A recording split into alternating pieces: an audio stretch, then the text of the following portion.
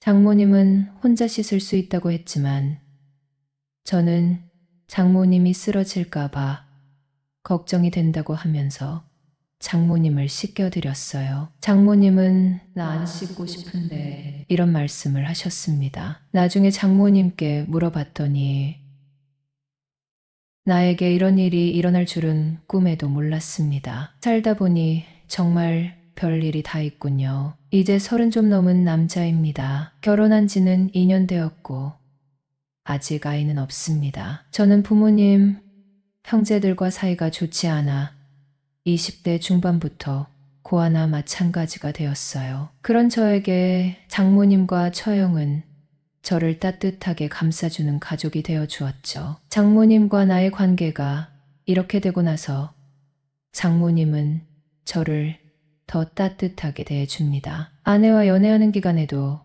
장모님을 자주 찾아뵈었습니다. 저희는 도시에서 살고 있고 장모님은 시골에서 살고 계세요. 장인어른은 일찍 돌아가셨고 장모님 혼자 딸 둘을 키우느라 아내 본 일 없이 고생을 많이 했다고 합니다. 처형은 장모님에게 그나마 살가운 딸이지만 저희 아내는 장모님에게 그리 살가운 딸은 아니에요. 장모님 성격이 워낙 유순하기 때문인지 아내는 장모님에게 좀 쌀쌀맞게 구는 경향이 있습니다. 아내가 장모님을 싫어하는 것은 아닌 것 같아요. 제가 아내에게 장모님께 좀 신경질적으로 말하지 마. 이런 식으로 몇 번 말한 적이 있습니다. 아내는 내가 그랬어. 이런 반응이더군요. 아내는 장모님을 애잔하게 생각하는 것은 맞습니다. 그런데 습관적으로 쌀쌀맞게 구는 것 같아요. 장모님은 60대이지만 젊을 때부터 얼마 전까지 공장에서 일을 하셨습니다. 공장에서 남자 직원들이 추근되는 경우도 많았다고 합니다. 장모님은 남편을 잃고 혼자 살고 있었지만 그 사실을 누구에게도 알리지 않았다고 해요. 그런데도 그렇게 남자 동료 직원들이 추근됐다고 하니 만약 장모님이 과부라는 사실을 알았다면 장모님은 정말 힘드셨을 것 같아요. 젊은 나이에 남편 없이 딸 둘을 키우며 살았으니 장모님도 남자들의 유혹에 흔들릴 때도 있었다고 합니다. 나도 여자이고 사람이야. 남자 품이 그리울 때가 없었겠어? 얼마 전 장모님에게 이런 말씀을 들었습니다. 장모님은 이런 말을 딸들에게는 한 적이 없다고 하시더군요. 장모님은 다니던 공장을 그만두고 집 옆에 있는 텃밭을 가꾸며 살고 계세요. 처형은 결혼해서 장모님의 집 근처에 살면서 장모님 집을 자주 방문하며 살고 있습니다. 그래서 저희 부부가 처가에 갈 때면 처형 가족들도 다 와서 모이는 경우가 대부분이었죠. 저나 아내 입장에서는 처형에게 고맙죠. 처형이 자식돌이를 거의 다 해주니까요. 아내는 처가에 가는 것을 좀 귀찮게 생각합니다. 보통 한 달에 2번 정도 처가에 가는데 아내는 가기 싫어하는 경우가 많아요. 하지만 저는 처가에 가는 것을 너무 좋아합니다. 생각 같아서는 일주일에 한 번씩 처가에 가고 싶었어요. 장모님과 저의 관계가 이렇게 된 후로는 더 자주 가고 싶었네요. 장모님이 사적으로 알고 지내는 사람들 중에서 장모님이 과부란 사실을 알게 된 남자들은 장모님에게 함께 술을 마시자고 했답니다. 늙으나 젊으나 남자들은 다들 그런 제안을 했다고 합니다. 잘생기고 자상한 남자가 술을 한잔하자고 할 때는 가끔 장모님도 흔들렸다고 합니다. 하지만 딸들을 생각해서 그런 제안들을 거절하고 왔다네요. 자꾸 거절을 하다 보면 아쉬움에 장모님도 눈물을 삼켜야 했다고 합니다. 그렇게 눈물을 삼키며 키워낸 딸들이 바로 처형과 저의 아내인 겁니다. 주말에 아내와 함께 처가에 가면 장모님을 도와 텃밭에서 일도 하고 마당에서 바비큐 파티도 하고 술도 한잔할 수 있습니다. 저는 도시에서만 자랐기 때문에 이런 처가가 있어서 너무도 좋았어요. 장모님의 집은 마을에서 약간 떨어진 외딴 집이기 때문에 여느 시골집보다도 한적함을 더 많이 느낄 수 있습니다. 장모님이 식사를 차려주면 저는 엄청 많이 먹었어요. 저는 진심으로 장모님의 음식 솜씨가 최고라고 생각하는데 아내는 그렇게 생각하지 않더라고요. 아내 입장에서는 어렸을 때부터 늘 먹던 음식이라서 그런 것 같습니다. 장모님이 차려준 음식을 제가 괴걸스럽게 먹는 것을 장모님도 너무 좋아하셨어요. 여자들은 자기가 차려준 음식을 누군가가 잘 먹으면 뿌듯한 느낌을 받는다는 얘기를 어디선가 들은 적이 있습니다. 처가에 가면 너무나도 맛있는 음식을 먹을 수 있고 장모님의 텃밭에서 수확하는 야채나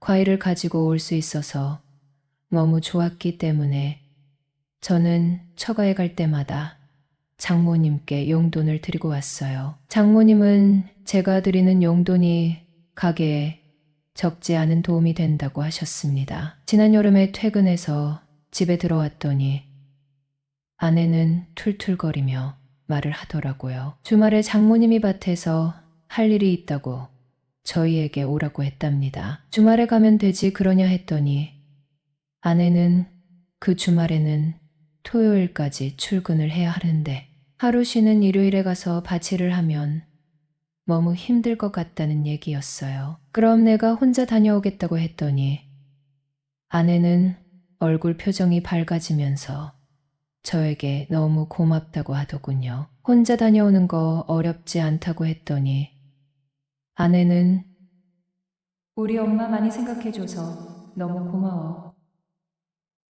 이렇게 말하길래 별거 아니란 듯 웃어주었습니다. 저는 그때 토요일 새벽에 처가로 출발했습니다. 처형은 당연히 처가에 올 줄 알았는데 못 온다고 했답니다. 처형은 친한 친구 결혼식에 참석을 해야 한다고 했대요. 저는 처가 도착했더니 장모님은 왜 혼자 왔냐고 묻더군요. 그래서 사정을 얘기했더니 장모님은 그럼 자네도 오지 말지 이러시더라고요. 장모님 혼자 하셔도 되는데 조금 힘들 것 같아서 부른 거라면서 저에게 엄청 미안한 기색을 보이셨습니다. 저는 밭에서 일하는 것이 너무 좋고 장모님이 해주시는 음식을 먹는 것도 너무 좋아서 온 거니까 미안하게 생각하지 마시라고 했어요. 아침부터 장모님과 밭에서 일을 하다가 날이 점점 뜨거워져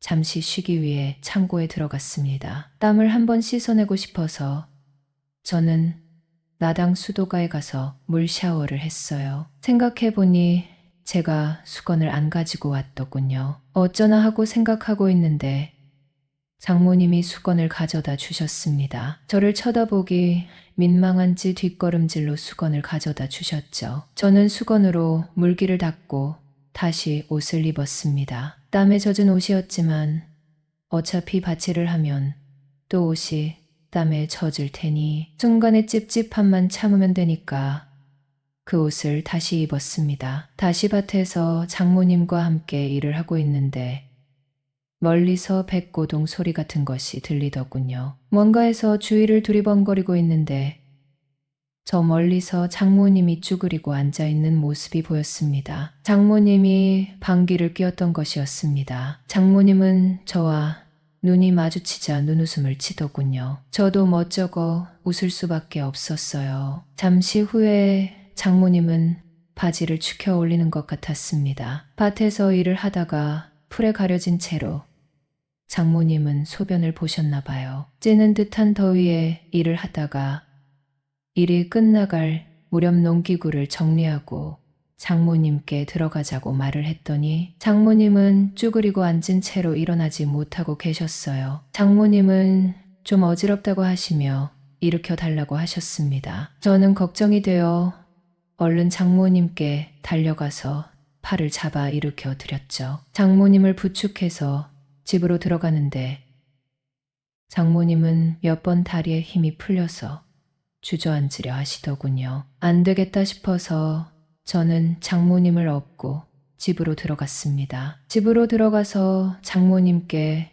물을 가져다 드렸더니 물을 드시고는 좀 괜찮다고 하셨어요. 더운 날씨에 땀을 너무 많이 흘려서 장모님은 약간 탈수 증세를 보였던 것 같아요. 장모님은 괜찮다고 하시며 좀 누워있겠다고 하셔서 저는 샤워를 했습니다. 샤워를 하고 나오니 개운하더라고요. 장모님은 누워 계시다가 일어나 앉으셨어요. 물 마시고 좀 누워 있었더니 괜찮아졌다고 하시길래 저는 안심했습니다. 장모님도 씻으시겠다고 하시고는 화장실로 가셨어요. 저는 이제 괜찮으신가 보다 생각하고 거실 소파에 누워 있었습니다. 잠시 후에 화장실에서 장모님은 저를 부르시더군요. 저는 깜짝 놀라 몸을 일으켜 화장실로 달려갔죠. 장모님은 변기에 앉은 채로 고개를 숙이고 계셨습니다. 보리를 보고 샤워를 하려고 했는데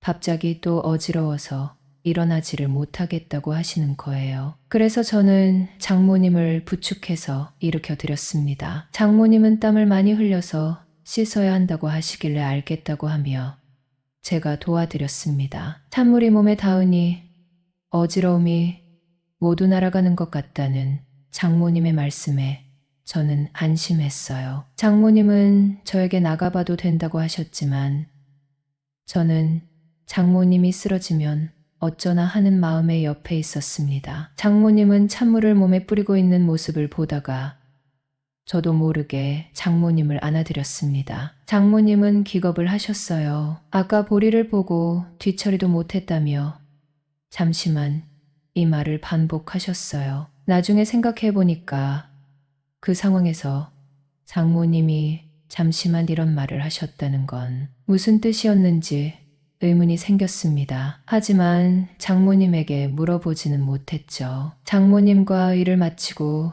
장모님을 구석구석 씻겨드렸습니다. 장모님은 혼자 씻을 수 있다고 했지만 저는 장모님이 쓰러질까봐 걱정이 된다고 하면서 장모님을 씻겨드렸어요. 장모님은 나 안 씻고 싶은데 이런 말씀을 하셨습니다. 나중에 장모님께 물어봤더니 저의 흔적을 지우고 싶지 않아서 그런 말씀을 했다고 하더군요. 얼굴을 붉히며 이 얘기를 하는 장모님의 모습은 싱싱한 20대 여자 모습 그 자체였습니다. 장모님이 나가고 나서 저도 씻고 나왔습니다. 씻는 중에 보니까 변이 좀 묻어 있더군요. 잠시만 장모님이 이런 말을 했던 것은 보리를 보고 뒤처리를 하기 전이었기 때문이었던 것 같습니다. 장모님은 그날 마음껏 소리를 지르는 것 같았습니다. 장인어른이 돌아가시고 나서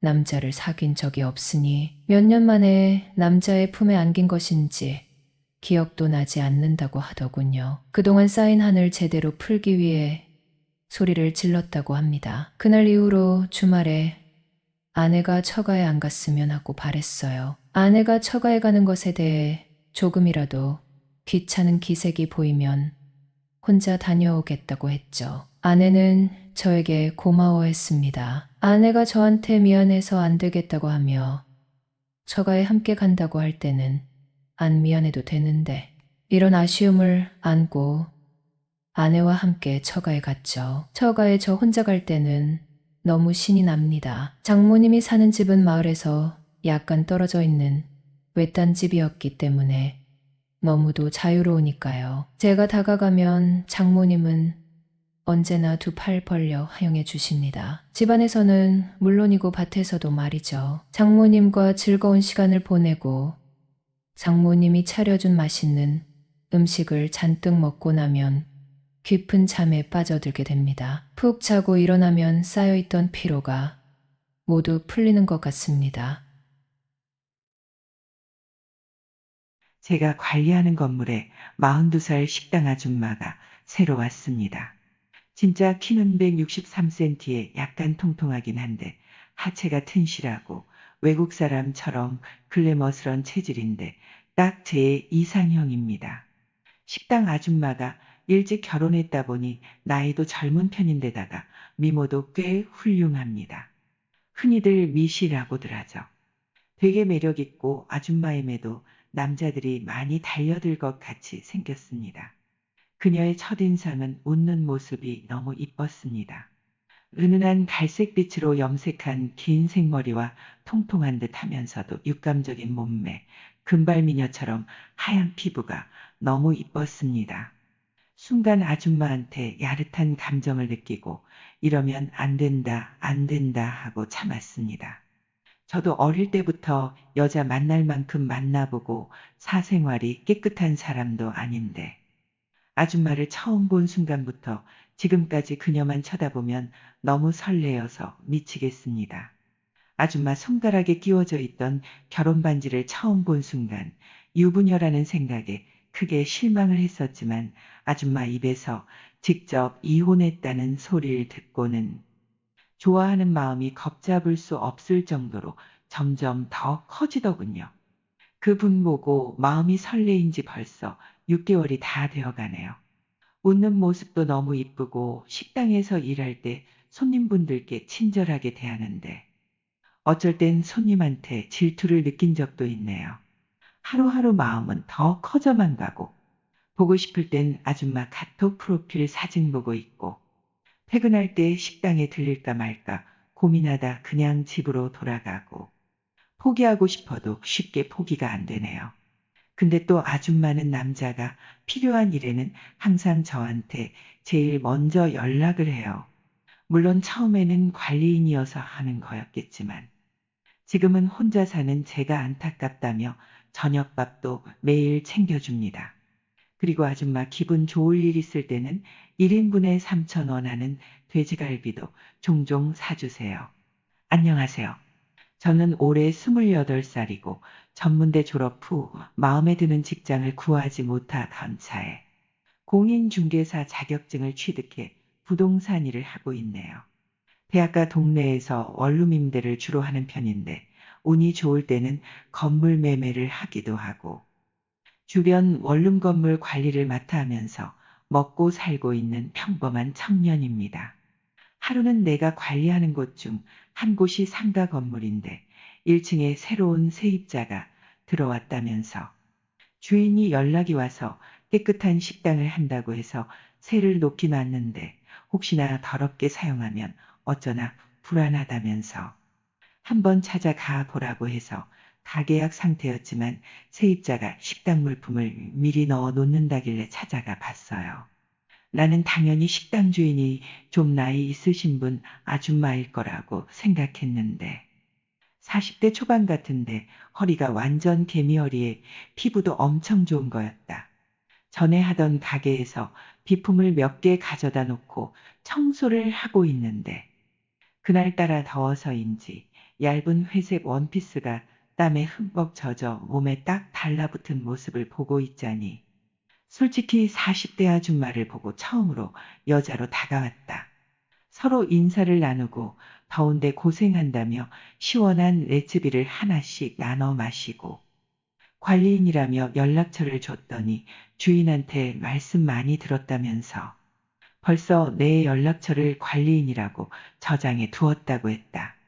어찌나 사람이 잘 웃는지 처음 보면 나한테 호감이 있나 싶을 정도로 쉬운 여자처럼 보였다. 아마 장사하는 사람이라 그런지 나보다도 더 표정 관리는 잘하는 것 같더라.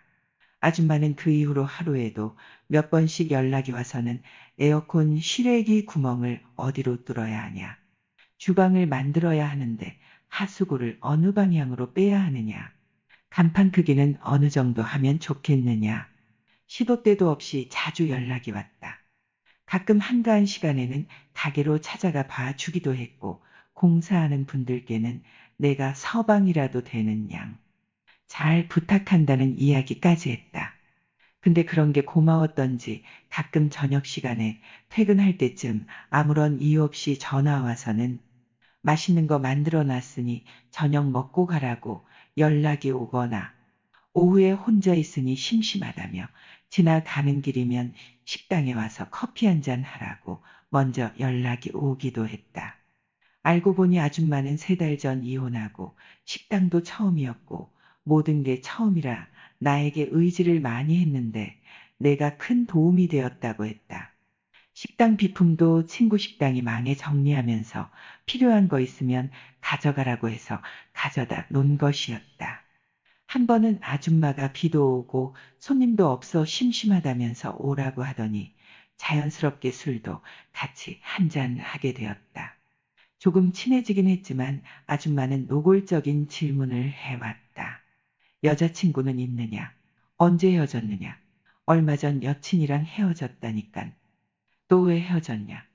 속궁합이 안 맞아서 헤어졌냐? 성격 차이로 헤어졌냐? 나이 어린 여자는 별로다. 연상이 좋을 때가 더 많다.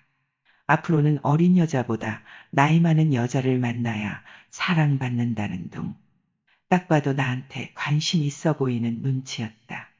아줌마가 제 몸이 좋다고 팔을 콕콕 찌르면서 힘 한번 줘볼래 하는데 순간 찌릿했습니다. 뭔가 제 또래 여자와는 다른 느낌. 도발적이고 섹시한 느낌이었습니다. 저도 모르게 아줌마 옆에 좀 붙어서 이런저런 얘기하다가 아줌마랑 아주 친해졌습니다.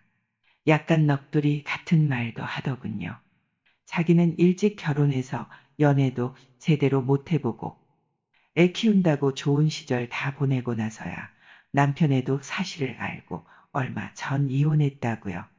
자기가 늦게 결혼했으면 어땠을까 그런 생각하면서 애들 때문에 어릴 적 꿈도 다 날아갔다면서 뭐 사고 친 거나 속도 위반은 아닌데 어릴 때 멋모르고 결혼했답니다. 자연스레 아줌마랑 저랑 별 얘기 안 했는데도 저 집에 갈 때 되니깐 다음에 또 놀러 오라며 먼저 친하게 지내자면서 해맑게 웃어주더군요.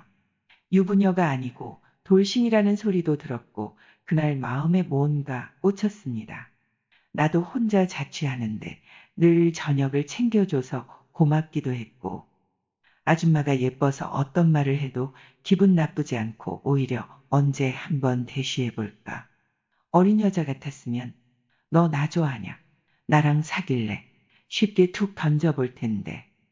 아줌마는 매번 장난을 많이 치니까 어디까지가 진심인지 어디까지가 농담인지 헷갈리더라고요. 하루는 아줌마가 식당에 딸린 방에서 생활하시는데 방 안에 불을 켰는데도 어둡다며 과단락기에 들어가 보니 방은 큰데 비해 밝기가 어두운 전등을 끼워놔서 방 전체를 환하게 밝히지를 못하고 있는 거예요. 그래서 와트수 높은 등으로 교체주고 집에 가려는데 좀 앉았다 놀다 가라고 해서 아줌마가 커피를 꺼내오는데 평소처럼 수다 떨듯이 둘이서 이야기를 나누다가 아줌마가 먼저 내 옆으로 다가왔다. 총각 여자친구랑 헤어졌으면 외롭지 않아. 난 이혼하고 너무 외로운데. 아줌마는 얼굴도 이쁘고 손맛도 끝내주는데 왜 남편과 이혼했을까 이해가 되지 않았다. 아줌마는 마구 웃으면서 젊은 게 내가 기특했는지 머리를 쓰담쓰담 해주더라. 그리고 오늘 고생했다며 좋아하는 음식이 뭐냐고 하길래 양념 돼지갈비라고 했더니 1인분에 3,000원 하는 돼지갈비를 사주더라. 그날 이후 몇 개월 동안 연락도 매일같이 하고 저녁 밥도 같이 먹고 술도 만나서 먹고 데이트하면서 연인처럼 지냈었죠. 아줌마가 카톡으로 돼지갈비 먹으러 갈래 라는 메시지는 내가 보고 싶다. 아줌마 외로워라는 우리 둘만의 신호였다. 그런데 어느 날 제가 아줌마한테 사랑한다는 말을 했더니 그런 말은 하지 말라며 화를 내는 거다. 부담된다고 말이다. 그리고 나보고는 어린 여자 만나 애인이나 만들라고. 그래서 내가 내 애인은 아줌마 아니냐고 했더니 돌아오는 대답은 우리는 그냥 심심해서 만나는 사이지. 어떻게 총각하고 이혼한 아줌마가 연인 사이가 될 수 있냐고 마구 쏘아 붙이는데 그냥 즐기는 게 좋아서 만난 거지 다른 특별한 감정을 가지고 좋아한 건 아니라고 하면서 말이죠. 너무 완강하게 나오시길래 아무 말도 못하고 나왔는데 앞으로 어떻게 아줌마를 대해야 할지 모르겠네요. 전에 친하게 지내던 언니가 있었어요. 지금은 연락을 안 하고 지내는 사이가 되었는데 그때 일이 문득 생각이 나서 사연 한번 적어볼게요. 언니는 회사에서 같이 일을 하던 언니인데 업무 특성상 같은 시간대에 일을 하면서 또 그 언니와는 말도 잘 통하고 성격이 맞아서 자주 붙어 지내다 보니 엄청 친해지게 되었어요. 언니와는 회사에서 유명한 콤비처럼 되었습니다. 전혀 다를 것 같은 사람 두 명이 붙어 다녀서 그랬나 봐요. 언니는 작고 아담한 데다가 귀여운 스타일이었고 저는 제 스스로 말하긴 그렇지만 늘씬하고 쭉쭉 뻗은 모델 같은 타입이었어요. 언니랑 저랑 같이 있으면 사람들은 제가 언니라고 생각할 정도로 동안에 참 귀여운 언니였습니다. 당시에는 언니의 애인이던 지금의 오빠가 퇴근 시간에 가끔 언니를 데리러 오면 저도 꼽사리 껴서 퇴근길에 차를 얻어 타고 집에 돌아가기도 했고 눈치 없게도 두 사람 데이트하는데도 껴서 같이 밥도 먹고 그랬어요. 그날도 일하면서 언니와 수다를 떨고 있었는데 오빠랑 결혼을 하고 싶은데 몇 가지 고민거리가 있다며 이것저것 언니의 생각을 털어놓더라고요. 언니의 가장 큰 고민은 오빠가 자기한테만 친절한 게 아니라 다른 여자들한테도 너무 친절해서 오해를 자주 사고 혹시나 나중에 바람을 피지 않을까 걱정이라고 하더라고요. 오빠가 얼굴도 남자답게 잘생기기는 했는데 몸까지 좋아서 저도 한편으로는 그럴 수도 있겠다는 생각이 들었어요. 언니는 거의 한동안 같은 고민을 두고 계속 고민하는 것 같아 보이더라고요. 표정이 안 좋아서 무슨 일이냐 물어보면 계속 같은 이유로 오빠에 대해서 스트레스를 받고 있더라고요. 한편으로는 저도 오빠가 그럴 수도 있겠다고 생각했지만 언니를 안심시키려고 절대 오빠는 그러지 않을 거라고 그러니까 너무 스트레스 받지 말라고 말하는데도 언니는 그래도 혹시 하면서 그 생각을 떨치지 못하는 것 같아 보이더라고요. 보다 못한 제가 무슨 생각이었는지 모르지만 언니에게 제안을 했어요. 여차하면 내가 한번 오빠한테 들이대보고 오빠가 바람기가 있는 남자거나 나한테 혹시나 추근덕거리기라도 하면 언니한테 바로 말해줄까? 라는 제안 말이죠. 저야 그냥 안심시키려고 꺼낸 말인데 언니는 그 방법이 마음에 들었는지 진짜 그래줄 수 있냐고 몇 번이고 물어보더라고요. 조금 당황스럽기도 했어요. 그 와중에 사실 언니 안심시키려고 한 말이었어 라고 둘러대면 안 될 것 같은 분위기로 집요하게 캐묻길래 일단 알겠다고 말했습니다. 그 제안이 있은 지 며칠 뒤였지요. 언니가 저에게 주말에 시간 되냐고 별다른 일정 없으면 그때 말한 그거 이번 주 주말에 가능하겠냐고 물어보았어요. 저도 이왕 하기로 한 거 그래 빨리 끝내버리는 게 좋겠다는 생각이 들어 퇴근하고 어떻게 할지 생각했어요. 토요일 저녁에 셋이서 같이 만나 술을 마시다가 언니가 화장실 간다고 잠깐 자리 비운 사이에 제가 오빠한테 들이대보는 걸로 정하고 더 자세한 계획을 짰죠. 처음에는 조금 부담스러웠는데 계획을 짜고 있으니 무슨 영화 찍는 것 같이 재밌어서 한참 언니랑 즐기면서 계획을 짰어요. 드디어 약속한 그날이 되었고 제가 원래 꾸미고 다니는 스타일이 아닌데 왠지 오늘 맡은 일에 몰입을 해야겠다는 생각이 들어서 아침에 미용실에 가서 머리도 하고 화장도 하고 출근할 때는 일하기 편한 청바지만 입었었는데 이번에는 조금 노출이 심한 원피스를 입었어요. 여차하면 진짜 오빠를 꼬셔버리겠다는 마음가짐으로 말이에요. 너무 준비하는데 시간이 걸려서 그런가 약속 장소에 약속한 시간보다 조금 늦게 도착을 했습니다. 평소처럼 행동하는 게 더 중요하다고 생각해서 수다 산매경에 빠져 이야기하다 보니 언니랑 약속했던 계획을 까먹어버리고 술자리가 끝나버렸어요. 계산을 하러 간 오빠를 두고 언니랑 어떻게 해야 하나 다시 계획을 짰는데 2차로 노래방에 가서 언니가 취한 척 화장실에 간다고 하고 조금 있다가 들어올 테니 그때 실행에 옮기자는 계획을 세웠습니다. 근처 노래방에 도착해서는 언니는 약속한 대로 바로 화장실에 간다고 자리를 비웠어요. 노래방에 둘이 남으니까 어색한지 오빠는 예약은 하지 않고 노래방 책만 뒤적거리고 있더라고요. 계획한 대로 오빠의 옆자리로 바싹 다가앉아 오빠에게 작업을 걸기 시작했습니다. 앞으로 언니에게 무슨 일이 생기면 오빠한테 연락해줘야 하니 번호를 달라고 했어요. 오빠는 한치의 의심도 없이 저에게 바로 번호를 주더라고요. 오빠의 살짝 풀린 단추 사이로 향수 냄새가 느껴지는데 제가 과몰입을 한 건지 괜히 막 두근두근거리고 평소와는 느낌이 조금 다르더라고요. 오빠가 제 핸드폰에 자기의 번호를 찍어주자마자 오빠에게 연락할게요 라고 콧소리로 말을 하고 나서는 그 다음에는 뭐를 어떻게 해야 할지 몰라서 그냥 노래를 부르기 시작했습니다. 제가 노래를 부르기 시작하니 오빠도 어색함이 조금 사라졌는지 마이크를 잡고 노래를 부르는데 살짝 걷어올린 셔츠로 오빠의 우람한 팔뚝이 보이는데 자꾸 시선이 가고 두근두근거리는 게 이게 무슨 일인가 싶은 와중에 언니가 화장실에서 돌아왔습니다. 언니는 오빠가 어땠는지 궁금해서 미칠 듯한 표정이었는데 그 자리에서 바로 이야기하긴 그래서 셋이서 정신없이 놀다가 집으로 돌아왔어요. 집에 도착하고 나서 얼마 안 있어서 언니도 오빠랑 헤어졌는지 바로 저에게 전화가 오더라고요. 언니가 하는 말이 오빠가 저에게 번호 준 거를 언니에게 이야기했다고 말하더군요. 그 말에 저도 언니에게 진짜 다행이라고, 바람기 같은 건 언니가 너무 깊게 생각한 것 같다고 말하니 언니도 그 말을 듣고는 엄청 좋아하더라고요. 통화가 끝나고 나서 침대에 누워있는데 아직 술이 덜 깬 건지 천장이 뱅뱅 돌고 거기로 자꾸 오빠의 얼굴이 아른거리더라고요. 그땐 대체 제가 무슨 생각으로 그런 건지 오빠에게 바로 문자를 하나 보냈어요. 집에는 잘 들어가셨냐고, 오늘 정말 재밌었다고 말이죠. 오빠한테는 1분도 되질 않아서 답장이 왔어요. 오빠도 오늘 정말 재밌었다고 말이죠. 잘 들어갔냐는 인사만 하려고 했는데 오빠의 말투가 좀 더 저와 대화를 하고 싶어 하는 말투였어요. 문자 몇 개를 주고받다가 귀찮았는지 오빠에게서 바로 전화가 걸려오더라고요. 소개팅한 남자와 데이트가 끝나고 연락하는 것처럼 한참을 오빠와 전화를 했어요. 오빠가 오늘 제가 꾸민 모습을 처음 봤는데 정말 예뻤다고 말했어요. 시간 가는 줄 모르고 한참을 통화했어요. 언니에 대한 이야기는 한마디도 없었는데도 오빠는 어떻게 하면 여자들을 기분 좋게 하는지 즐겁게 하는지 알고 있는 것 같았어요. 오빠랑 밤 늦게까지 나눈 대화 때문인지 전화를 끊었는데도 오빠의 얼굴이 강렬히 인상에 남으며 심장이 계속 두근두근 하더라고요. 눈을 감고 있어도 오빠의 목소리가 들리는 것 같고 오빠의 넓은 어깨가 계속 아른아른했었죠. 그러다가 문득 언니의 얼굴이 떠오르더니 이러면 안 된다는 생각을 했어요. 그런 생각을 하면서도 오빠랑 밤새 분위기가 좋았다는 말을 언니에게 전하지 않았어요. 그 뒤로도 오빠한테서 늦은 밤마다 이따금씩 전화가 먼저 왔지만 일부러 저는 받지 않았죠. 언니와의 의리를 지키기 위해서였지요. 그러던 어느 날이었어요.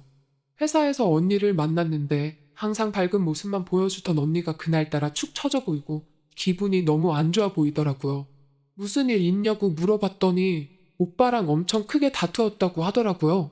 기분이 안 좋아서 그런가 언니는 그날 반차를 내더니 퇴근도 일찍 해버리고 말았죠. 그날 저녁에 일이 끝나고 집에 가려고 회사 건물 밖으로 나오는데 밖에서 오빠가 언니를 기다리고 있는 거예요. 오빠는 저를 보더니 항상 같이 나오는 언니가 없어서 그랬나 저를 붙잡고 언니는 어디 갔냐고 물어보더라고요.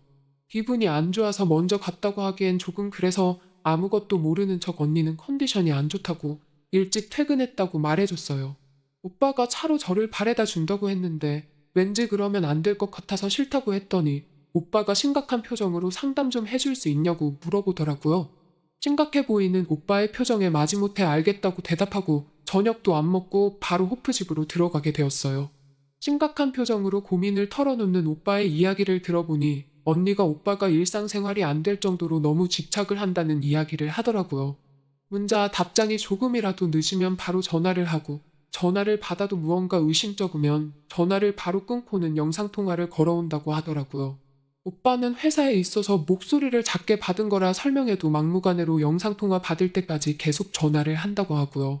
언니가 이러는 게 심해지니 오빠가 서로 회사에 있을 때는 전화하고 연락하는 걸 조금만 줄이면 어떻겠냐고 제안했더니 언니가 오히려 화를 내면서 뭐라고 했다 하더라고요.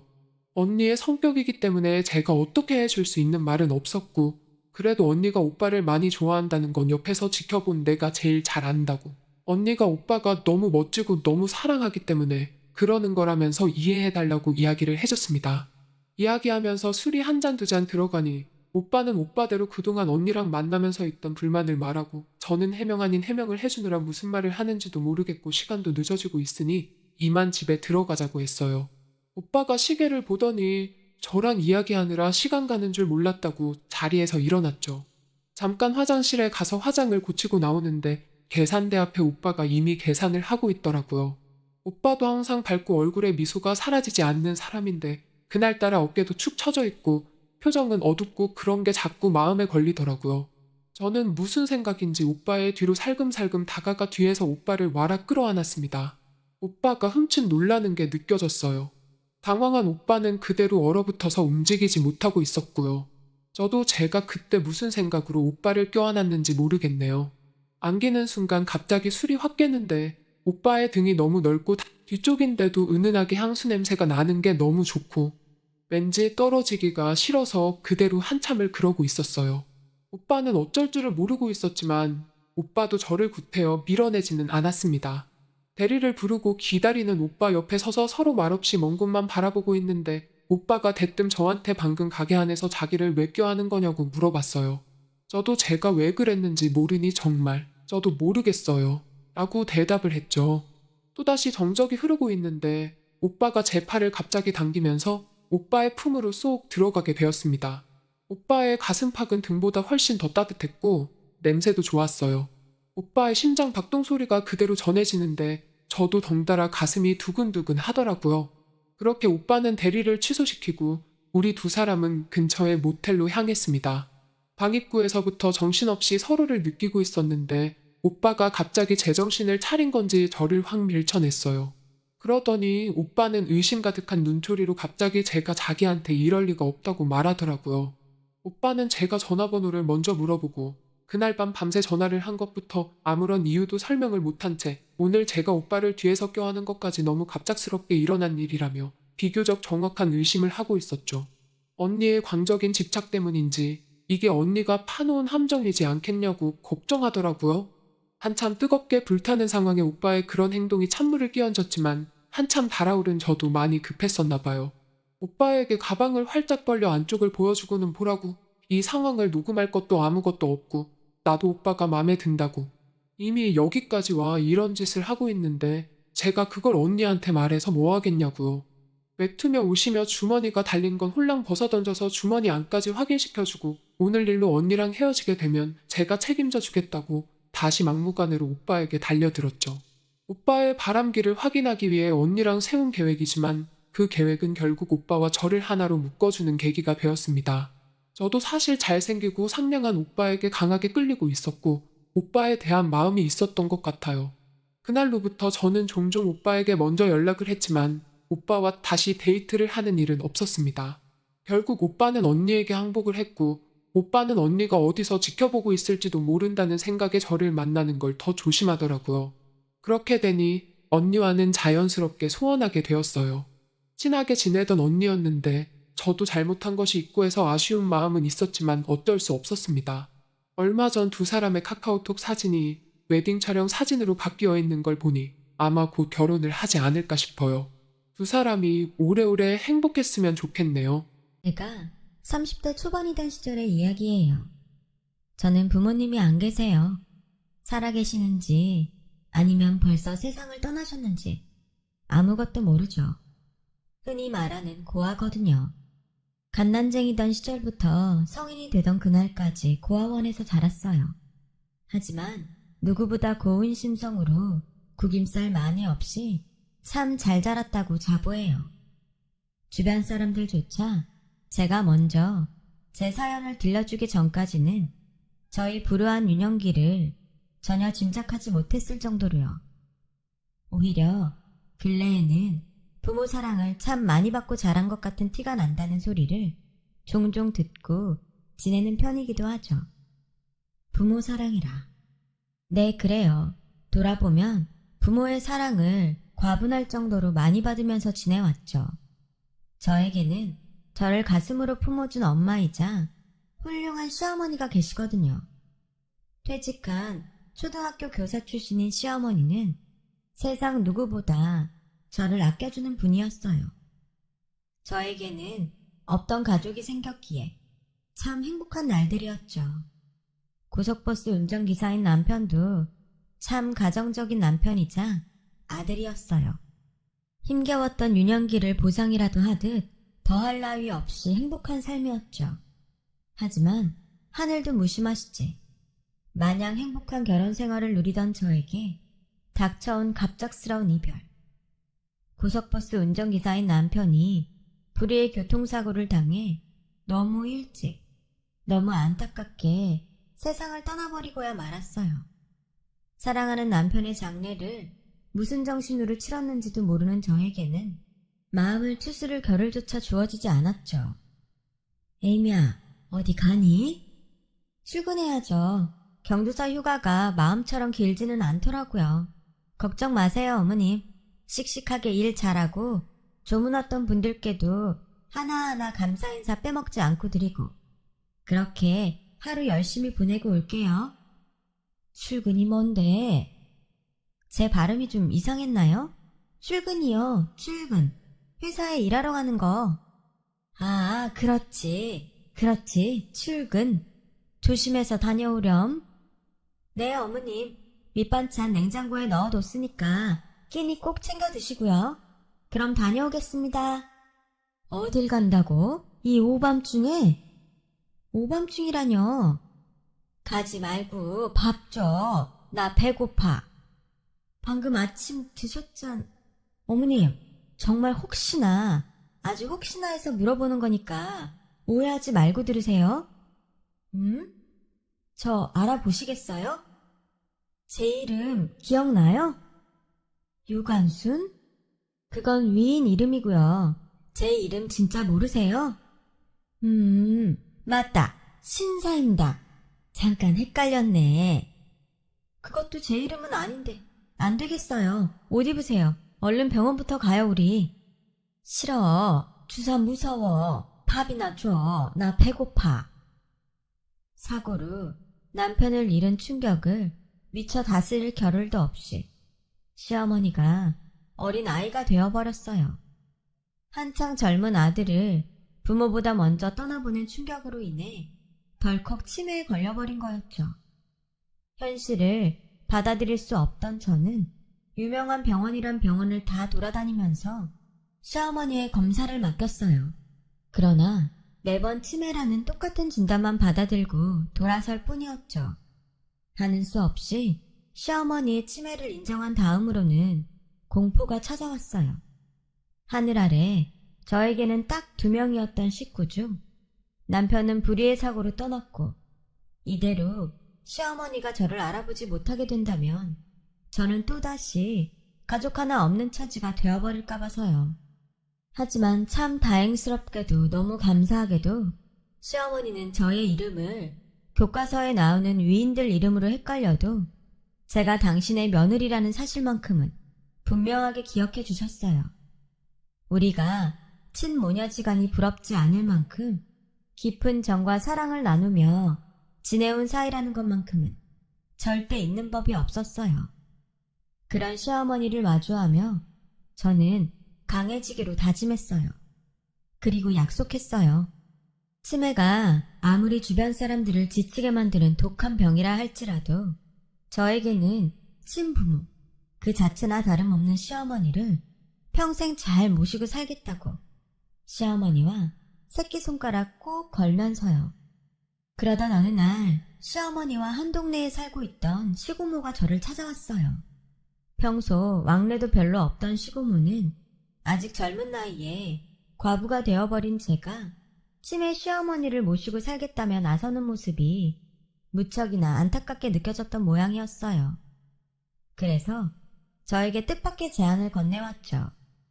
멋쩍다는 듯이 잠시 머뭇거리던 시고모가 꺼내놓은 뜻밖의 제안은, 그래 뭐 누군가는 총대 매야 할 이야기니까 요즘이 무슨 열려문 세우는 조선시대도 아니고. 하고 싶은 말씀 편하게 하세요. 왕래가 적었어도 제가 손 아랫사람 되잖아요. 단도직입적으로다가 재혼자리 한번 찾아보는 건 어때? 네? 지켜보기 안쓰러워서 그래. 자네가 나이가 들어 찾기를 해? 아니면 남들보다 능력이 못하기를 해? 뭐가 모자라서 치매 시모 옆에 꼭 붙어서 살 생각을 하냐고. 그 꽃다운 나이 벌써부터. 세상에 딱 하나 있는 가족이니까요. 저에게는 친엄마와 마찬가지인 분이니까요. 그러니 제가 당연히 모셔야죠. 생각해 주셔서 감사합니다. 하지만 지금은 재혼 생각 전혀 없어요. 앞으로도 절대 없을 거고요. 그러지 말고 다시 한번 진중하게 생각해봐. 말이야 말이지. 오죽 딱 했으면 2다리 건넌 시고모까지 나서서 이러겠냐고. 아직 젊고 예쁠 나이니까는 충분히 새삼 누릴 수도 있고, 젊은 과부가 새살림 차린다고 해서 누구도 욕할 사람 없어 요즘 세상에서는. 죄송하지만 고모님, 전 정말 괜찮아요. 정시모가 걱정되거들랑 차라리 나한테 맡기는 방법도 있잖아. 치매 시모는 내가 알아서 잘 챙길 테니까는 아무 걱정 말고 좋은 자리 얼른 알아봐. 시모 맡아서 보살펴주겠다는 사람이 있을 때 최대한 빨리, 알았지? 시고모는 마치 제가 알겠다는 대답이라도 했다는 양 흐뭇하게 자리를 떴어요. 저는 그런 시고모의 제안과 마음 씀씀이가 무척이나 고마웠죠. 시고모의 제안은 젊은 과부가 된 저를 아끼는 마음으로 어렵게 꺼낸 이야기였을 테니까요. 물론 시고모의 제안에도 불구하고 재혼 생각은 전혀 들지 않았고 시어머니를 평생 모시며 살겠다는 다짐 또한 전혀 달라지지 않았지만요. 이후로도 시고모는 종종 저를 찾아왔어요. 아니, 수시로 저를 찾아왔다고 해야 맞겠네요. 일주일에 2번, 어쩔 때는 하루에 2번씩 찾아오기도 했거든요. 그때마다 시고모의 매번 말은 똑같았죠. 치매 시모는 시고모 본인이 알아서 잘 모실 테니까 너는 하루라도 빨리 최대한 신속하게 재혼자리 알아보라는 소리. 그때부터였어요.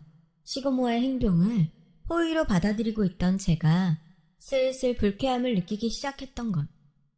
시고모의 재혼 제안은 제안이라기보다는 차라리 부추김에 가깝게 번져 나왔고 급기야는 직접 재혼자리를 알아봐 주겠다며 저의 동의도 없이 선자리들을 주선하기까지 이르렀거든요. 원치도 않은 선자리에 나가라고 강요하는 시고모의 행동이 저로서는 꺼림칙할 수밖에 없었죠. 심지어 제일 부담스럽고 제일 의심스러웠던 건 저의 직장의 떼거지로 찾아와 저를 불러낸 죄송하지만 누구신지 나야 나 꽃반지회 회원 그냥 편하게 언니라고 불러. 꽃반지회요? 전 그런 거 가입한 적 없는데요. 그리고 나이차가 엄마 뻘 정도 나는 걸로 보이는데 언니라고 부를 수는 없죠. 더욱이 저희는 일면식도 없는 사이 같은데. 새집 맡기는. 하긴 요즘 젊은 트렌드 다 그렇지 뭐. 암튼 김숙희 회장님 알지? 시고모님이요? 그래 시고모님. 우리가 시고모님이 회장으로 있는 꽃반지회 회원이에요. 너그 시무랑은 같은 동네 사는 사이고. 너그 시무라뇨. 초면에 말씀 가려서 하세요. 저한테는 엄연한 시어머니고요. 이래저래 시끄럽고 재혼해. 네? 우리 회장님, 그러니까 처자네 시고모한테 사연 들으니까 짠하드만. 드라마 써도 될 만치. 오죽 짠했으면 생판 남인 우리까지 나서서 이렇게 왔겠냐고. 그러니까 그냥 재혼해.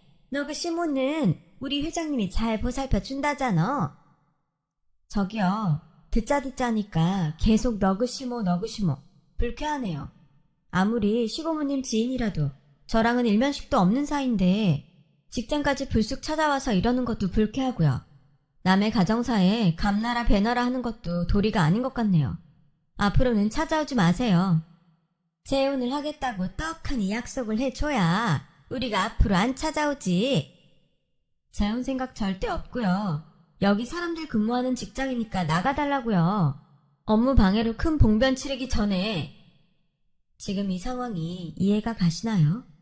제일 의심스러웠던 점이 이 점이었어요.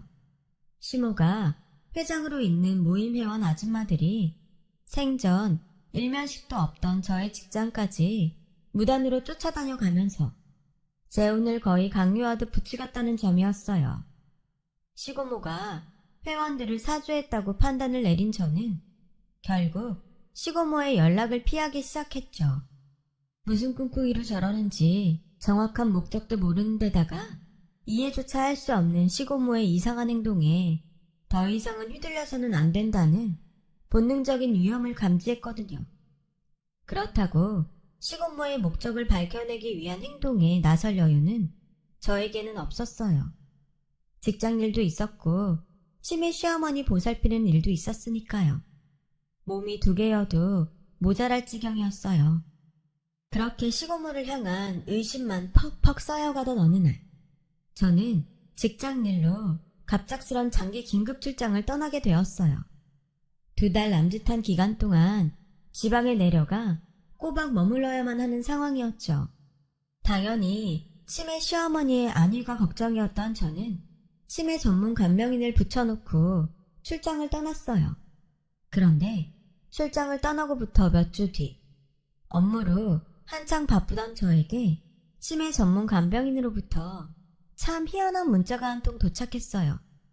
시어머니 간병 관련해서 급하게 현금 쓸 일이 생겼으니 통장 비밀번호를 알려달라는 문자였죠. 그리고 비밀번호를 알려달라는 통장은 시어머니의 퇴직교사연금이 들어있는 통장이었어요. 이에 저의 의문은 석유에 불 붙듯 순식간에 확 커져버렸죠. 생각해보세요. 간병인이 환자의 통장에서 현금을 꺼내 써야 될 일이 대체 뭐가 있겠냐고요. 심지어 많고 많은 통장들 중에 하필이면 연금이 들어있는 통장만을 콕 찍어서요. 또한 저는 출장을 떠나오면서 간병인에게 시어머니의 간병을 위해 쓸 수 있도록 저의 신용카드를 하나 전달해 놓은 상황이었거든요. 혹시나 아주 정말 부득이하게 현금이 필요한 상황이더라도 일단 간병인이 가지고 있는 현금으로 처리한 뒤에 저에게 영수증 처리로 청구를 하면 되는 일인 거잖아요. 그렇지 않나요? 상황이 이러니 저의 의심에 확 불이 붙을 수밖에요. 그때 저는 치매 시어머니에게 붙여놓았던 간병인이 시고모에게 포섭되어 모종의 음모를 함께 꾸며내고 있을지도 모른다는 생각을 했어요. 그래서 빌드레스는 하루의 업무를 마치고 있었을 때 시어머니가 있는 수업으로 했습니다. 늦은 밤이 되어서야 시댁이 도착한 때 조마조마한 마음으로 현관을 위해 슬그머니 조용조용 나왔습니다. 꼭 거슬렀어. 불판 수고면 첫 번째의 아줌마들이 먹사줄 거란 목소리가 좋았어. 거사하겠구나. 첫 번째야. Remix! Turn up the bass! 해결 한마디씩 들을 떠들었겠죠. 치매로 인해 연금 빼먹게 되면 우리 회장님 생활비 걱정이나 덜하겠네. 생활비 걱정만 더 하겠어. 딸딸 맞으면 리스터 물을 리스터까지 포함해서 일단 처음부터 우리 회장님 지금 안 그럼 형이요? 그렇지. 당연히 제 일이고 그때 되면 남들이 제일 시작을 쫓아내는 일은 저희한테도 콩콩을 단단히 챙겨주셔야 됩니다, 회장님. 자, 우리 일할 게 아니라 건배합시다. 꽃반지의 김숙희 회장님, 풍족한 노후 보장을 위하여. 지가 가지고 코가 차리고 해괴한 말들이 했어요. 지금 다시 생각해봐도 신경질이 날 만큼이에요. 더 충격적이었던 건 시고모가 아줌마들의 회개한 문제를 단 한마디 부정하지 않았다는 거였죠. 기사하지 않는 이유? 뭐겠어요. 아줌마들의 회개한 말들을 전부 인정한다는 거지. 잠시 흘러간 파악하던 저는 강경을 몰래 불러내 모았고 통장 비밀번호 알려달라는 문자 어떻게 된 거냐고. 나가 감정이는 손가락치게 모았어요. 그런 문자 몇 번이고 상황을 보아하니 감정이 3, 2, 1. 거짓말을 한 것 같지는 않았어요. 모임 아줌마들이 늘어놓고 회개한 말들 사이에 간병된 목소리는 단 한마디도 없었으니까요. 그렇다니 15년은 간병된 휴대폰을 몰래 Funky breath, please! 통통 좋은 대가를 안 읽어나니 문자를 보냈다는 것이었어요. 왜 그랬을까요? 신의 시어머니의 대사 연구는 시고모 부인을 빼돌려 비슷하게 하기 위해서죠. 이제는 시고모와 아줌마는 지난 행동들에 대한 실망, 식교사 연금을 빼돌리려면 보호자로 있는 제가 당연히 걸림돌이었을 테고 그런 적은 시어머니 곁에서 멀리 떨어져 놓기 위해서 마음에도 없는 착한 척을 해가며 대운을 붙이던 꽃반지의 아스라들은 역시나 시고모의 옆에 들러붙고 꼼꼼을 바라는 사람들이었을 테고요. 모든 특색을 알게 될 저는 이쯤에 확실한 진단을 받기 위해 나섰습니다. 시고모와 인면식 없는 신생 남동생은 새 남편감이라면서 시고모에게 인사했어요. 그러다 시고모는 세상 그보다 더 행복한 미소가 존재할 수 있을까 싶을 만큼 환한 표정으로 한껏 신사세에 아유, 그래. 진작에 세상 찾아갈 생각을 했었어요. 잘 썼다. 잘했어. 지금 이 시간부로 신을 심어는 내가 잘 모셨으니까 그동안 자네가 관리해왔던 신의 통장이랑 인감 포장지법 엄지범위 재산 목록 같은 반드시 정리해둔 내용을 싶어서 그것도 같이. 그런 시고모의 말을 듣는 내내 역시나 싶었고 시고모는 아주 한술 더 뜨더군요. 둘이 혼인신고 확실히 하는 거지? 시모네 쪽이랑은 이참에 호적 정리 완전히 하는 거 확실하지?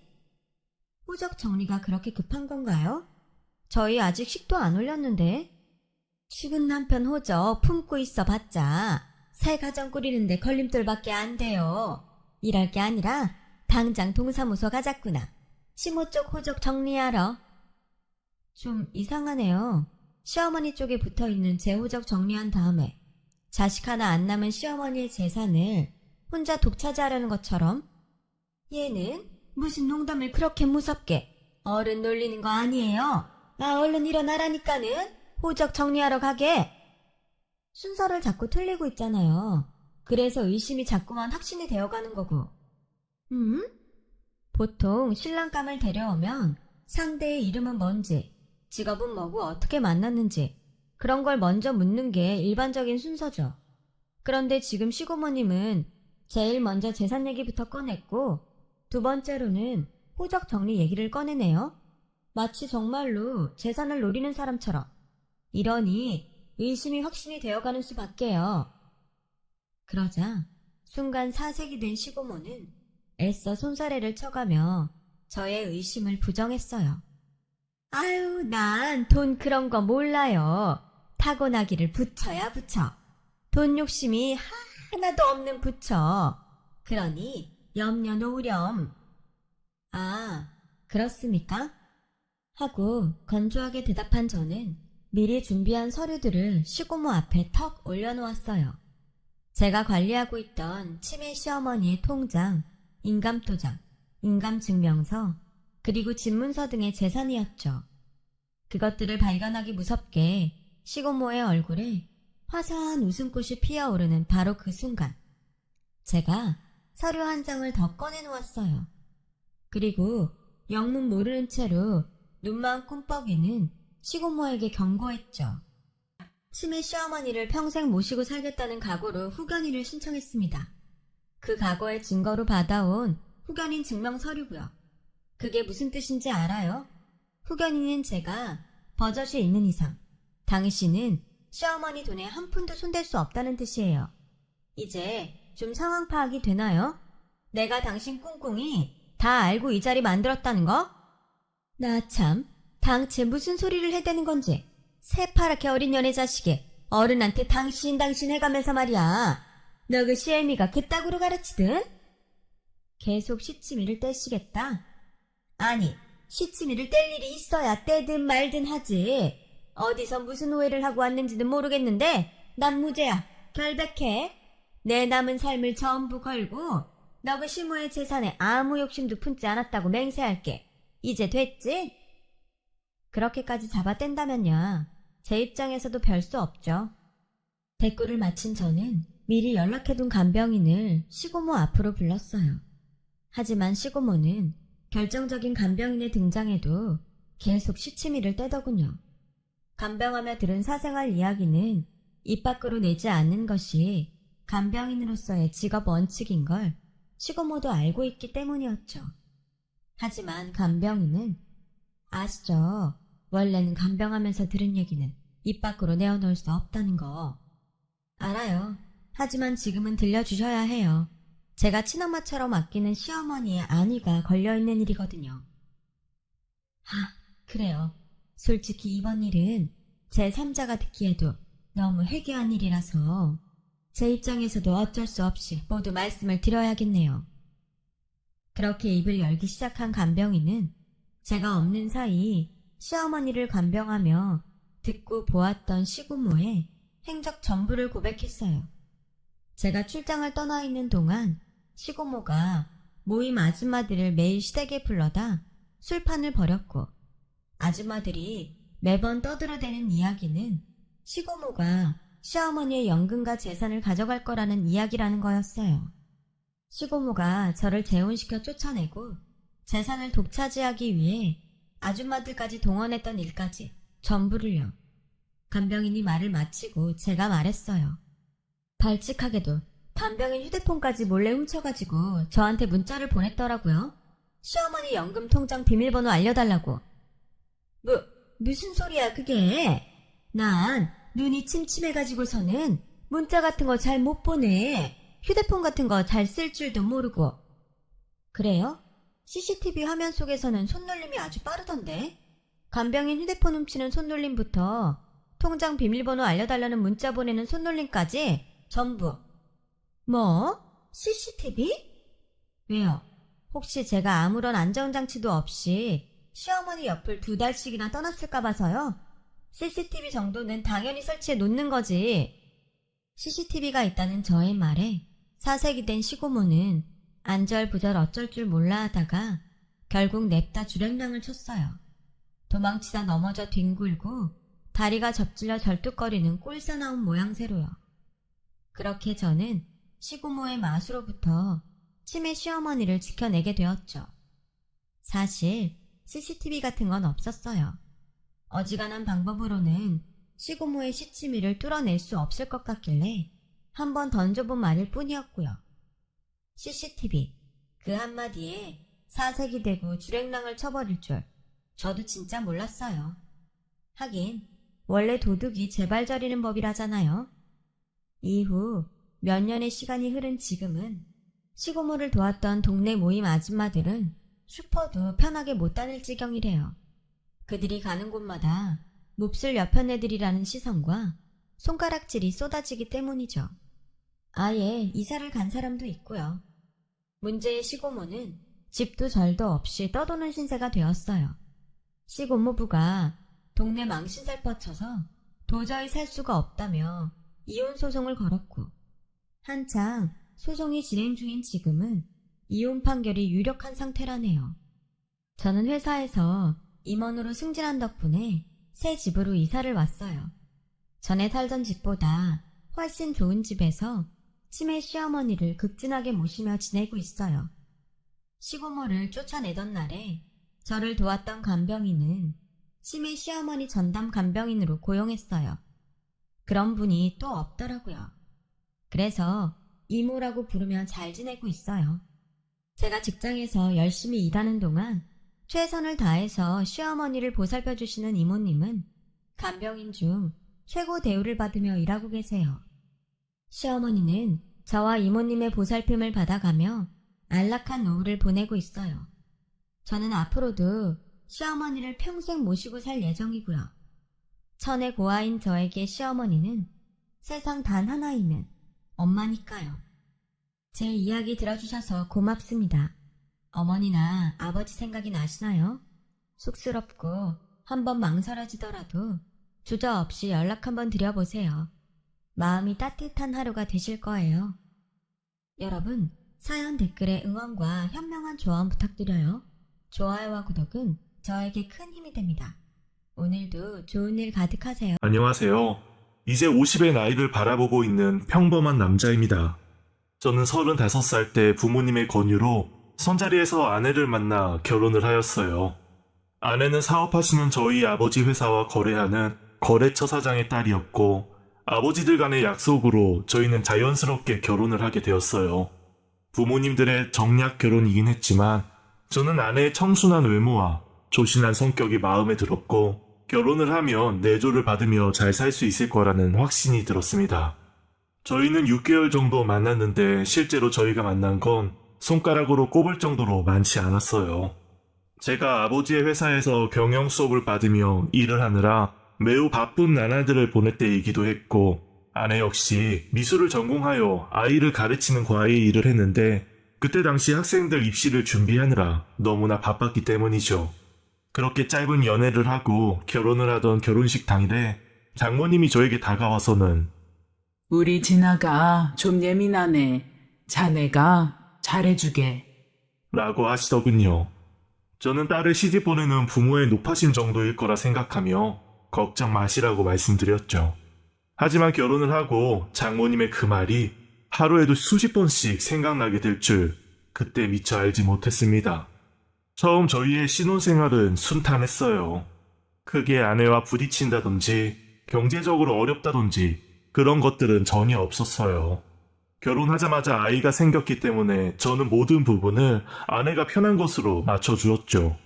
그런데 어느 날부터 아내가 이상한 행동들을 하기 시작했어요. 제가 퇴근하고 집에 갔는데 벽걸이 시계가 시간이 맞지 않기에 건전지가 다 되었나 싶어 건전지를 교체해 놓은 적이 있었어요. 그런데 그 다음날 또 시간이 맞지 않더군요.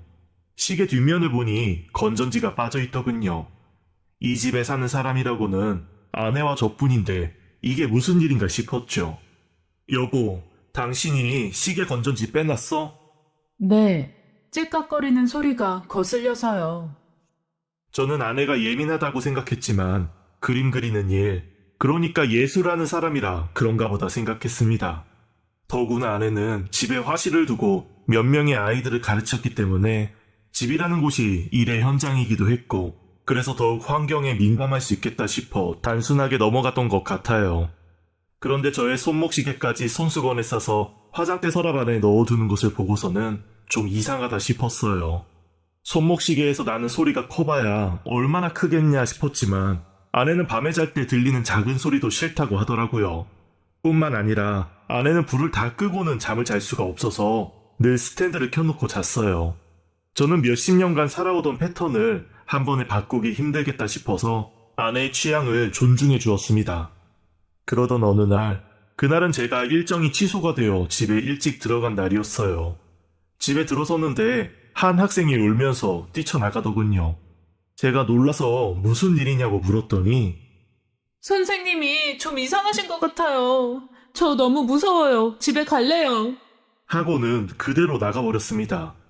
이게 무슨 일인가 싶어 아내가 있는 화실로 들어가는데 바닥에 온통 붓이며 미술 도구들이 널브러져 있었고 아내는 멍하니 창밖을 보고 있었어요. 그리고 저는 이해할 수 없는 이상한 것을 보았어요. 도화지 위에는 어떤 그림이 그려져 있었는데 그 위로 검은색으로 낙서하듯 막 칠해져 있었습니다. 저는 그림에 대해서는 완전히 문외한이었지만 그런 제가 봐도 검은색으로 칠한 것이 정상적으로 보이진 않았어요. 여보, 무슨 일이야? 혼자 있고 싶어요. 당신 요즘 너무 예민한 것 같아. 무슨 고민 있어? 아내는 넋이 나간 사람처럼 그렇게 창밖만 보고 서 있었습니다. 나중에 그 학생 엄마가 저희 집으로 찾아와서 환불을 요구하며 따지는 것을 들어보니 아이가 그림을 그리고 있는데 아내가 갑자기 화를 내면서 아이의 그림을 망가뜨렸다고 하더군요. 저는 단 한 번도 아내가 화를 내거나 언성을 높인 것을 본 적이 없었기에 아내가 그런 행동을 했다는 것이 믿기지 않았습니다. 연애할 때도 아내는 늘 제 말에 순종적이었어요. 먹고 싶은 것도 가고 싶은 것도 다 제가 원하는 대로 따라주었고 의견을 물어도 늘 당신이 하고 싶은 대로 해요. 라며 수동적으로 대했죠.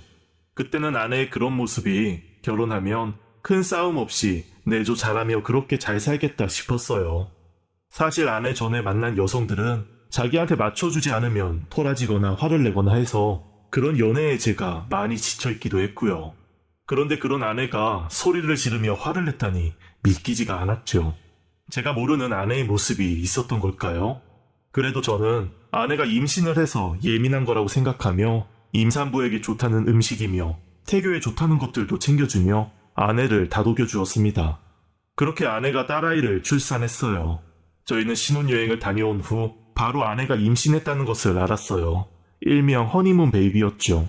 아내가 임신했을 때는 임신 중이라 예민한 것이라 여기며 이해했는데 출산 이후 아내는 점점 더 예민해져 갔습니다. 딸아이가 태어나고 유독 딸아이를 꽁꽁 싸매고 누구에게도 잘 안 보여주려고 했어요. 아이를 데리고 밖에 나가면 지나가는 사람들이 예쁘다고 쳐다보는 것도 싫어했고 누군가 말이라도 걸면 상대방이 민망해할 정도로 아이를 품 안에 안고 등을 돌려버렸죠. 저희 부모님께서도 손녀가 보고 싶어 집에 온다고 하면 아내는 극도로 싫어했고 아직 아이가 어려서 면역이 걱정된다며 핑계로 자주 오시지 못하게 했어요. 남들은 친정에 며칠씩, 몇 달씩 몸조리하러 아이를 데리고 간다는데 아내는 절대 친정도 가지 않았습니다. 아이가 태어나고 더욱더 예민해져가는 아내 때문에 저희는 싸움이 끊이질 않았고 저는 서서히 지쳐가고 있었습니다. 그러다 아내의 예민함은 결벽증 증상까지 이어졌어요. 제가 화장실에서 나오면 바로 들어가서 화장실 물 청소를 하고 바닥물이 다 마를 때까지 화장실을 못 쓰게 했습니다. 늘 집에만 있는 아내는 퇴근하고 돌아오는 저에게 현관 입구에서부터 살균 스프레이를 뿌려댔고 딸 아이를 만지지도 못하게 했어요. 제가 회식으로 술이라도 먹고 오는 날이면 저더러 집에 들어오지 말라면서 집에 비밀번호를 바꿔놓기도 했죠. 아니, 술을 먹었다고 밖에서 자고 오라는 게 말이 돼? 그러게, 왜 술을 먹어요? 그래서 지금 나더러 어디서 자고 오란 말이야? 호텔에서 자든지 당신이 알아서 해요. 술 먹고는 이 집에 절대 못 들어오니까. 저는 정말이지 황당한 기분이었습니다. 어디까지 아내를 이해해야 할지 너무 화가 났죠.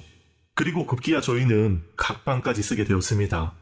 저는 정말 이대로는 안 되겠다 싶어서 아내와 이야기를 해보려 아내의 화실로 갔습니다. 아내는 딸아이 방에 있는 건지 화실에 없더군요. 돌아서 나오려고 하는데 여러 그림들이 눈에 들어왔어요. 한쪽 벽면에 그림이 쌓여 있었는데 아내가 망가뜨렸다고 하는 아이의 그림도 있더군요. 그날은 까만색 먹칠한 것만 눈에 들어왔는데 그림을 자세히 들여다보니 그 그림은 행복해 보이는 한 가족의 모습이었어요. 아버지가 아이의 목마를 태우고 있었고 그 모습을 엄마가 웃으며 지켜보는 그림이었어요. 그런데 아내가 까만색으로 먹칠한 것은 아버지의 모습이었어요. 몇 개의 그림을 더 보는데 아내의 그림은 제가 이해할 수 없는 어두운 그림들이 많았습니다. 어떤 한 그림은 까만 배경에 시계만 그려져 있었고 어떤 그림은 웅크리고 혼자 울고 있는 소녀 옆에 새하얀 토끼가 그려져 있는 그림도 있었죠. 저는 아내에게 무슨 일이 있었다는 것을 감지했고 아내의 정신이 지금 굉장히 불안정하다는 것을 느낄 수 있었어요. 그래도 저는 가정을 지키고 싶었기에 아내에게 정신과 상담을 받아보자고 했습니다. 여보, 우리 같이 상담을 받아보자. 당신 너무 예민한 것 같아. 한번 생각해봐. 우리 세 식구가 웃으며 마주한 적이 언제인지. 내가 문제라는 건가요? 아니, 그 말이 아니라 나에게도 문제가 있을 수 있으니 그걸 같이 상담을 받아보자고. 그러나 아내는 싫다고 했고 며칠을 설득해 보았지만 소용이 없었습니다. 저는 정신과 의사로 일하는 친한 친구에게 아내의 상태를 이야기하니 아내가 심리적으로 굉장히 불안하고 강박증도 심해 보인다며 과거 어떤 충격적인 일로 인해서 잘못된 좌아상으로 자란 사람들에게서 종종 나타나는 증상이라고 하더라고요. 심해질 수 있으니 빨리 상담을 받아보길 원했어요. 저는 집이 편하지 않으니 일이 손에 잡히지도 않고 그 길로 곧장 처갓댁으로 갔습니다. 그리고 장모님께 그동안의 아내의 행동에 대해서 모두 말씀을 드렸죠. 진아가 어릴 적부터 많이 예민하긴 했어. 얘기도 잘 안 하는 애라 늘 소심하고 내성적인 아이였지. 하지만 이건 예민하고 말고의 문제가 아니라 일상생활과 부부 생활이 힘든 상태예요, 장모님. 장모님께서 아내를 설득하셔서 정신과 상담을 받을 수 있도록 도와주세요. 그 아이가 내 말을 듣겠나? 자네가 잘 구슬려서 서로 참고 살게. 내가 진아한테도 잘 얘기할게. 장모님께서는 이 상황을 단순한 부부싸움의 정도라고 생각하는 것 같았어요. 아내의 심각성을 전혀 알지 못하셨어요.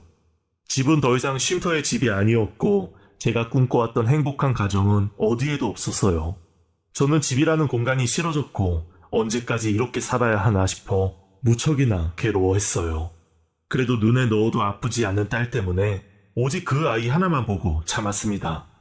그렇게 시간이 흘러서 딸아이가 5살을 맞이한 어느 날 제가 이혼을 결심하게 되는 사건이 일어났습니다. 예은아, 아빠랑 놀이터 가서 놀까? 아빠, 나 나가도 돼? 어? 그게 무슨 말이야? 당연히 나가도 되지. 정말? 엄마한테 혼날 텐데. 저는 이게 다 무슨 소리인가 싶었습니다. 딸아이는 시무룩해져서는 조용한 목소리로 예은이도 밖에 나가서 친구들이랑 놀고 싶어. 예은아, 오늘 어린이집 가서 친구들이랑 안 놀았어? 응, 엄마가 이제 어린이집 안 가는 거래. 저는 황당해서 아내를 불렀습니다. 예은이가 어린이집에 안 간다니 무슨 말이야?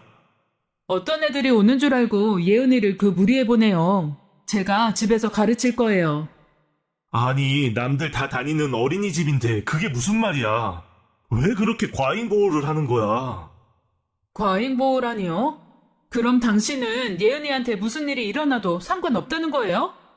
대체 무슨 일이 일어난다는 거야? 예은이는 제가 알아서 키울게요. 불안해서 집 밖에 데리고 나갈 수가 없단 말이에요. 저는 더 이상 참을 수가 없었습니다. 딸아이한테까지 그 영향이 갈까봐 겁이 났고 정말 더 이상은 못 참을 것 같아 이혼을 하자고 했습니다.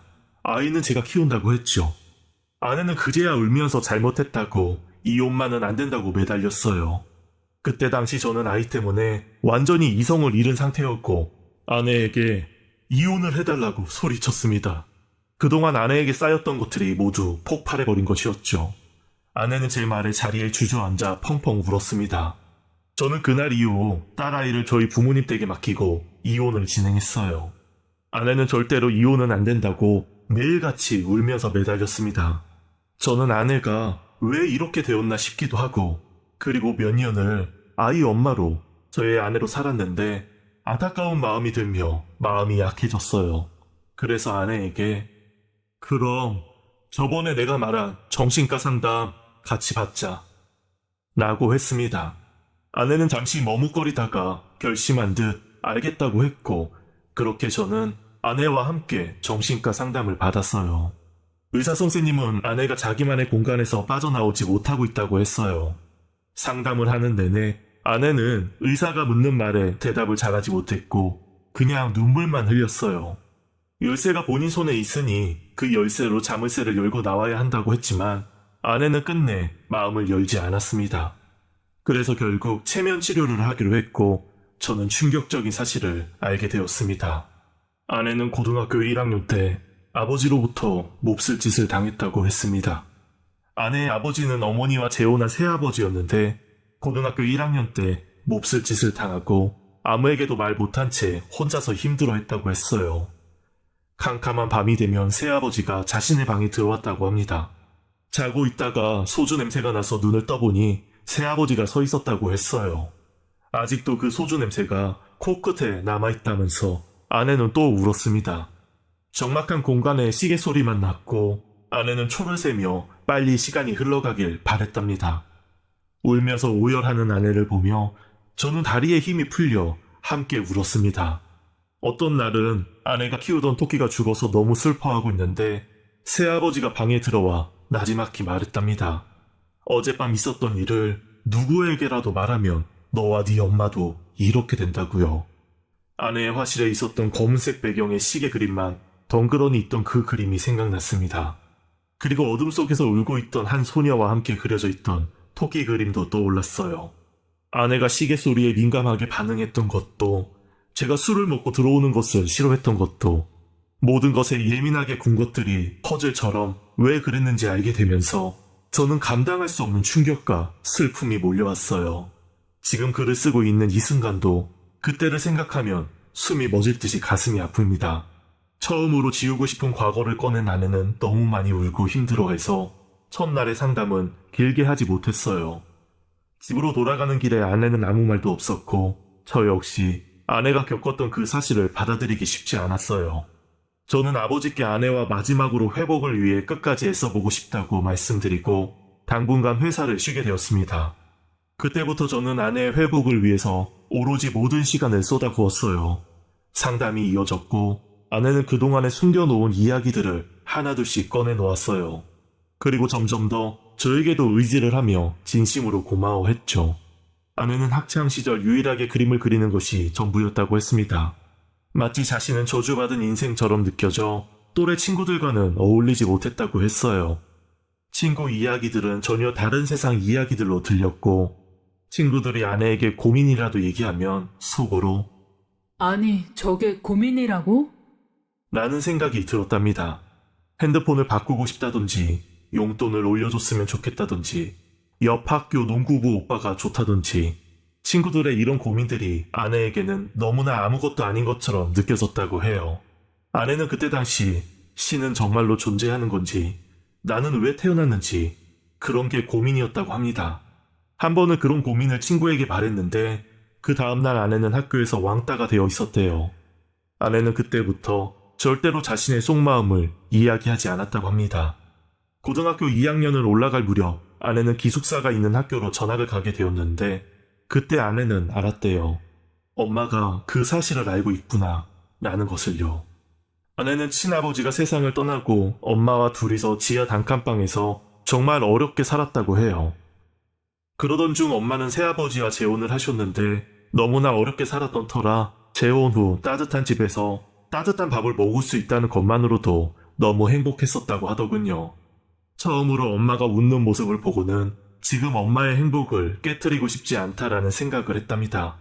그러나 엄마는 재혼한 지 얼마 되지 않아서 암에 걸렸고 그때부터 투병 생활을 하셨대요.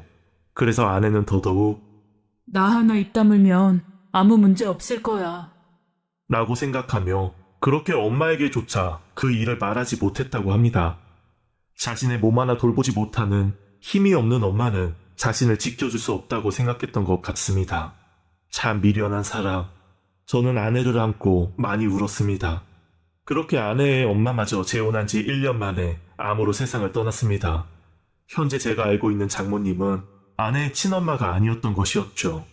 새아버지가 또 재가를 해서 새어머니를 맞이한 것이었어요. 그때 당시 20살이 된 아내와는 따로 살았고 서로 남처럼 지냈다고 해요. 아내는 전액 장학금으로 대학을 졸업 후 대기업 디자인실에 취업을 하였는데 새아버지가 어떻게 알고는 회사로 찾아왔었답니다. 아내는 그때를 생각하면 지금도 손이 벌벌 떨린다고 했어요. 잊고 살았다고 생각했는데 5년 만에 다시 만난 그 악마 앞에서 과거 숨겨두었던 모든 검은 비밀들이 펑하고 터지는 듯 했다네요.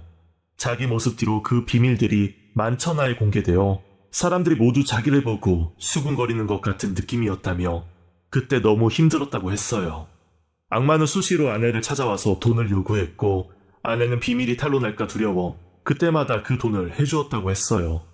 새아버지가 회사로 찾아오는 두려움이 너무 커서 아내는 결국 그 좋은 대기업을 관두고 아이들 과외하는 일을 했다고 합니다. 그러나 그때마다 어떻게 알았는지 아내 앞에 나타났고 긴 지옥 같은 시간들이었다고 했어요. 그러던 어느 날 새아버지와 새어머니가 찾아와서 선자리가 있으니 선을 보라고 했답니다. 남자 쪽 집에서는 친딸인 줄 알고 있으니 그렇게 알면 된다고 아내의 의사 따위는 없었고 아내는 또 그렇게 시키는 대로 선자리에 나가서 그 자리에서 저를 만난 거였습니다. 아내의 새아버지는 저희 아버지 회사의 거래처 사장이었는데 아내를 빌미로 저희 집과 사돈을 맺고 싶었던 것이었죠. 몇 년을 남처럼 지낸 아내를 친딸이라고까지 속이면서요. 나중에 알고 보니 장인이라는 사람이 저희 아버지께 딸 자랑을 그렇게 많이 하고 사진까지 보여주면서 아까워서 시집도 못 보낸다는 말을 했다고 하더군요. 요즘 말로 완전 딸 바보처럼 행동했다고 합니다. 저희 아버지께서는 하나밖에 없는 아들이 일에 빠져서 30이 넘도록 장가를 못 가고 있으니 급한 마음에 선자리를 마련한 것이었고요. 아내는 결혼을 하면 이 지옥에서 벗어날 수 있을 것이라는 생각을 했다고 했어요. 하지만 이미 상처받은 몸과 마음으로 정상적인 결혼 생활을 할 수가 없었던 거였죠. 저는 믿을 수 없는 사실들 앞에서 정말 이를 바득바득 갈았고 인간의 탈을 쓰고 사는 그 악마들을 벌하고 싶었습니다. 우선은 제 부모님께 가서 상황을 설명해야 했는데 차마 부모님이 친부모가 아니라는 사실과 오랜 시간 학대를 받으며 컸다라는 이야기를 하였습니다. 저희 부모님께서는 어떻게 친딸이라고 속이고 결혼을 시키고 그것도 모자라 이렇게 여린 아이를 학대할 수 있었냐고 당장에 인연을 끊으라며 아내를 사랑으로 감싸주셨어요. 아가, 그동안 말도 못하고 혼자 얼마나 힘들었니? 앞으로 내가 네 엄마이니 나한테 기대거라. 어머님, 감사해요. 저희 어머니와 아내는 그날 많이 울었습니다. 다음날 저는 회사로 출근해서 장인을 회사로 불렀습니다. 몇 달째 제품의 하자율이 너무 높네요. 허허허, 물량을 맞추려고 쉴 새 없이 공장을 가동하다 보니 그렇다네. 자네가 이해 좀 해주게. 그걸 제가 이해해야 되나요? 장인은 냉정한 저의 태도에 당황하고 화가 났는지 얼굴이 울그락불그락 하더군요. 저희 회사의 직원들도 있는 자리라 그들의 눈치를 보며 더욱더 당황해했죠. 하자 입는 제품들이 그대로 유통되면서 저희 회사 이미지만 안 좋아졌어요. 전년 대비 매출이 급격하게 하락했는데 그 원인을 제품 하자에 대한 불만으로 보고받았습니다. 아, 그게 앞으로 주의를 하겠네. 앞으로 같은 건 없습니다. 이 바닥에서 일 못하면 거래 못하는 건 당연한 이치 아닌가요? 앞으로 있을 계약 연장은 없는 걸로 하죠. 그리고 제품 하자에 대한 손해배상 청구도 있을 겁니다. 제가 자리에서 일어나자 장인이 저를 붙잡으며 말하더군요. 아니 자네 이게 무슨 말인가? 지금 거래를 끊겠다는 말인가? 나 진아 아빠야. 자네 장인이라고. 참 기가 막혀서 말이 안 나오더라고요. 직원들이 제 눈치를 보며 제 방을 빠져나갔고 저는 장인의 손을 뿌리쳤습니다. 이보세요. 인간의 탈을 쓰고 그렇게 뻔뻔하게 딸을 이용합니까? 그렇게 살면 지난 과거의 제가 다 없는 걸로 된답니까? 아니 자네 그게 무슨 말인가? 저는 장인 앞에 아내가 그린 그림들을 던졌습니다. 당신 여리고 작은 소녀에게 어떤 더러운 짓을 했는지 기억하지? 장인은 자신의 잘못이 뜻밖의 사람들에게 드러나자 그 자리에 서서 손을 떨더군요. 두 번 다시 저와 아내 앞에 나타나지 마세요. 다시 한번 그 더러운 얼굴을 내밀 땐 그땐 제가 정말 어떻게 할지 모릅니다. 지난 과거 다 까발려서 얼굴 못 들게 다니게 할 수도 있어요. 근데 그것까진 제가 안 하고 참는 겁니다. 당신 때문이 아니라 진아 때문에요. 가해자는 이렇게 얼굴 들고 당당히 사는데 피해자는 매일을 고통 속에서 살고 있어요. 얼마나 많은 밤을 눈물로 보냈는지 알기나 아세요?